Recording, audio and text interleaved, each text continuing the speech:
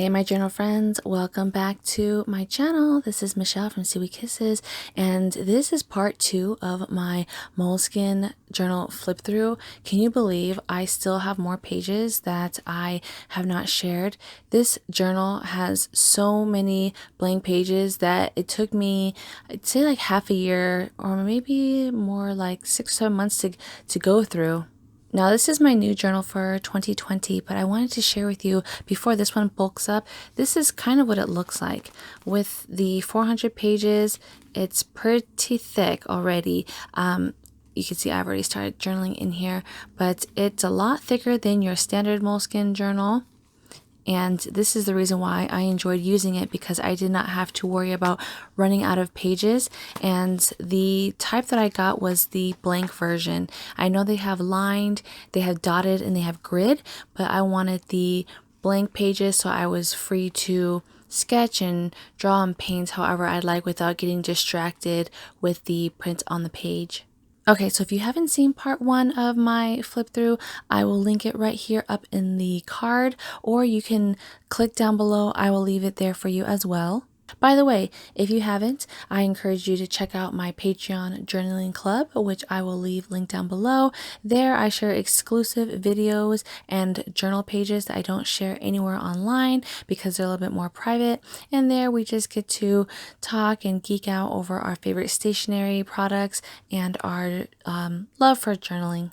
Alright, so let's get to it. Here is the part 2 of my flip through.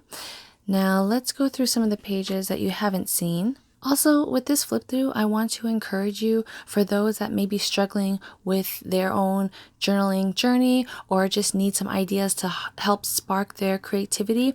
Maybe this is something you might want to watch, because within these pages, I'm going to show you different ways that you can use your own journaling pages and methods where you don't have to feel so restricted. And you'll also see that within these pages, a lot of them are not picture perfect. They just kind of go with the flow. They come out of my mind and onto paper through my hands and just splash onto this little notebook. I get a lot of messages from you guys asking, like, how can you start your own journaling practice, or what got me into journaling? And really, to answer that question is just the freedom to create. I would encourage those that maybe are active on social media to not share a lot of your pages on there, because you can get consumed and taken back by wanting to get all the likes and the followers. But just dedicate maybe a notebook that's private to just you and your thoughts and your artwork. So here I used some gouache paint, and although this Moleskine notebook is not the watercolor or sketchbook type of paper, I still challenged myself to be creative and did a little bit of light painting here.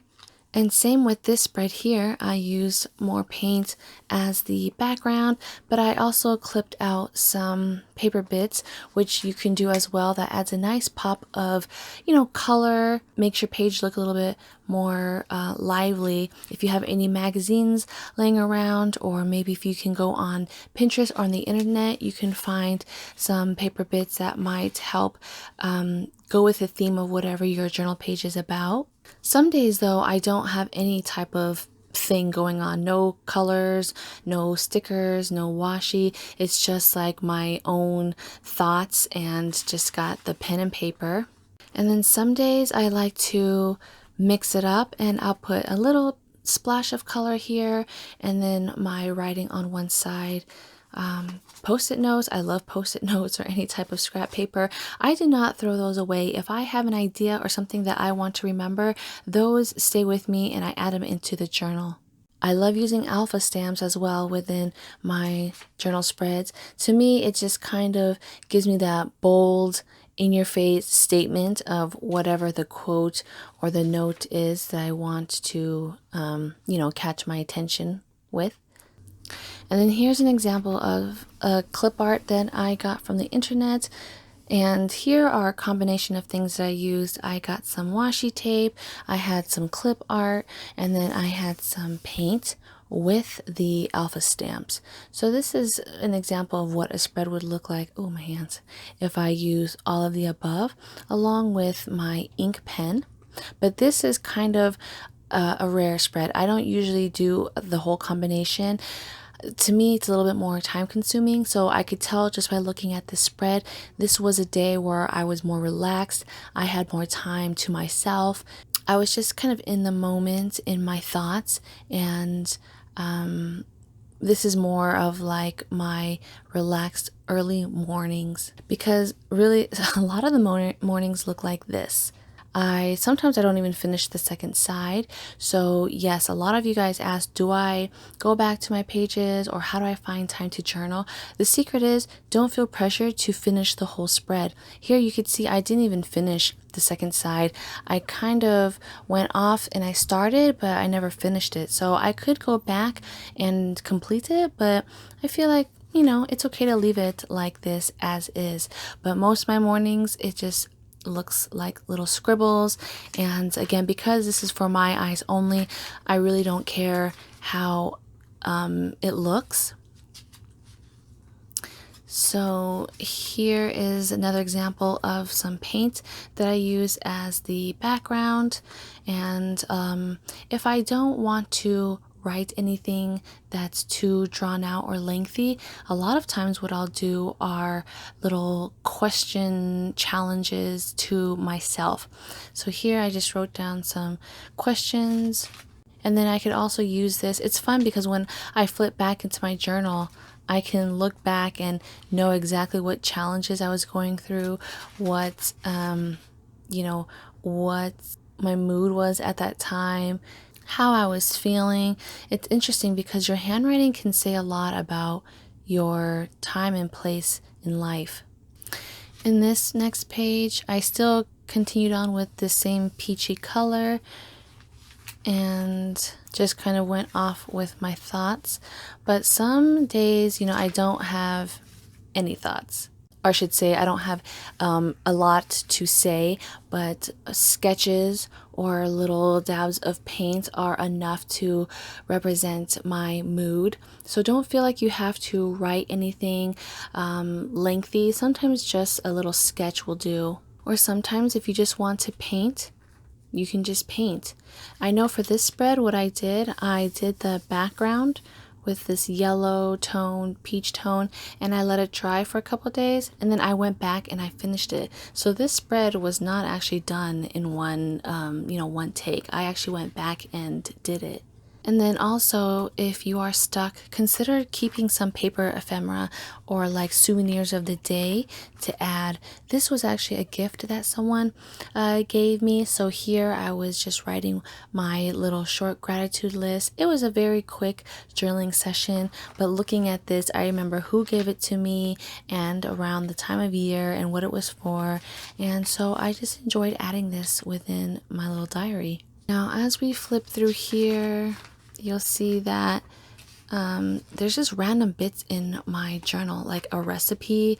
I have this recipe from a newsletter that I came across, and I was going to try this for a work potluck, but I never did, but I kept it. So this is just so completely random and, just out there. But some days I do, what is this? I did like a de-stash, declutter list. And then here I was taking notes, and then more paintings. So you could see that I don't really have a consistent theme. It's just however I feel, and that is how I want to encourage my viewers to journal as well.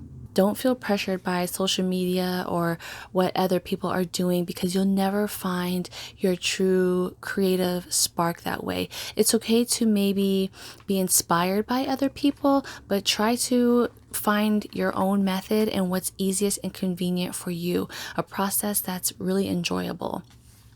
So for this spread, I actually, this is another gratitude spread I did.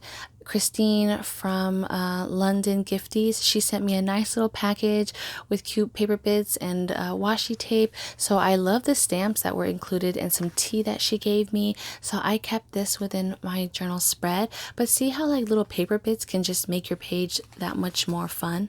And then speaking of paper bits, I have more little journaling ephemera. This Trader Joe's gift card I got, another gift, but this is just a fun way to maybe do a collage. You can do some collages in your pages, and then add some more color. You can do a combination of like a cutout with some paint, and then making some of the areas of your journaling spread bold to get your attention. This is really like my, I'd say, my signature journaling look. It's really just like bold bubble notes to self and then just black pen scribbles. So I really try to get everything that's out on my mind on the paper. So my font style is more just like print. Some days I'll do cursive like this if I have time. So when I look at this, I could see I know I had a little bit more time in the morning just off of how I write my journal entry, but here I could tell I was just kind of like what was off on my mind and on to the page. So it's really interesting because even though each spread is different, I can still see a little part of me within these pages and how my day was, what I was thinking, and my thought process. It's really interesting what a journal can reveal about yourself that you really never knew unless you go back and go through it again. So yeah, that's another flip through that I hope you guys enjoyed. Here's a few more spreads just to show that some days I just like to relax and just play with paint and color. And then again, some days I don't even finish the second page, and that's okay. I do not put pressure on myself anymore to make it look whole and complete, because really, who am I trying to complete this for other than myself? And here's another example of a collage spread. This was actually scrap paper left from my Patreon envelopes. I hand make envelopes with the Happy Mail tier, and this was for the Thanksgiving or like the autumn theme. So I loved the feel of this paper, and I kept the scraps from the envelopes that I cut out and I added it into my journal. So that is pretty much it. Let me know what you guys think. Oh, also, if you have dreams, any type of interesting dreams or messages that come through, that's a great thing to use within your journal or your diary. And this is exactly what I did here. I had a weird symbol that popped up, and I remember as soon as I woke up, I quickly drew it out. So it's a little neat little thing to do. And quotes, if you really like quotes, and there are days that maybe you don't know what to write about, start there.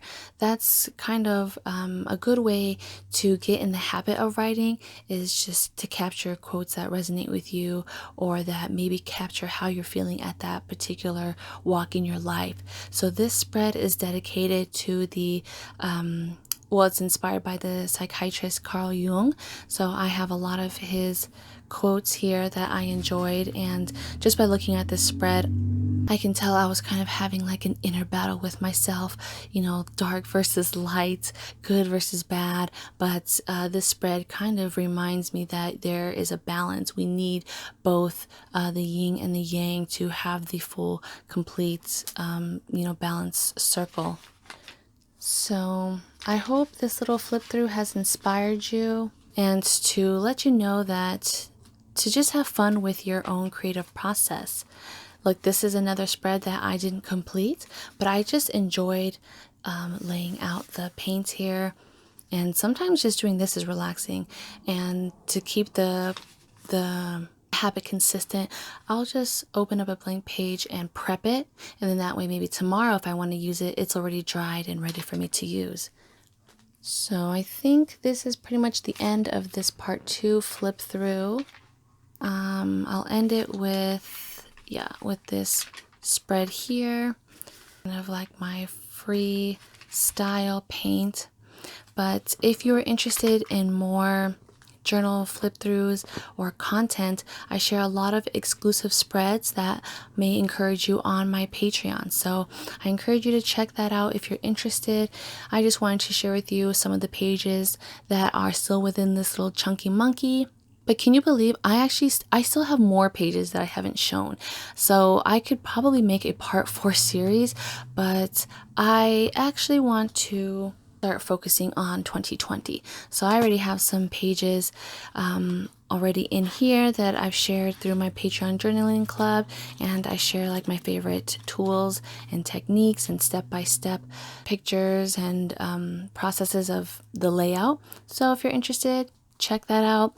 For my Moleskine users, I will also be continuing with my Pocket Moleskine planner, so stay tuned for the continuation of that playlist. I will leave that playlist down below if you're interested, but until then, I'll see you guys in my next video.